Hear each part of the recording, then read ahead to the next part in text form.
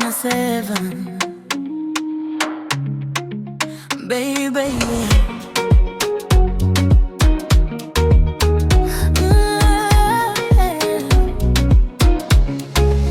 Mizuano ndakaita moyo wangu dura ushirikuya mazuano ndakadziza nyewe ndakanyora zita rako muropa rangu kune hama dzisina rudo vakapiwa rudo vomanya kuramba.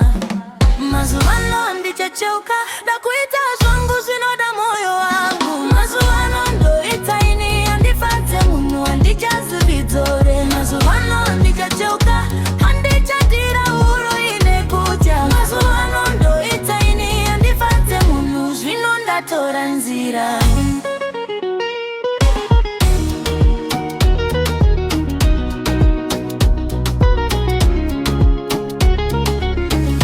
Vakaita manyemwe vachitambisa misheveve kumakunguwo kwerima kunyara kwangu kwakapera.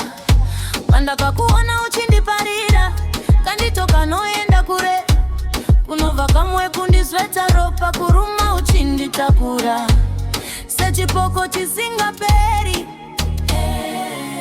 Mazuvano handitacheuka ndafitireka ndanyora mitemo pamoyo akazviputsa ndakadzidza rudo runuraya kwete zvakare. Ndava kufamba ndega asi ndine rugare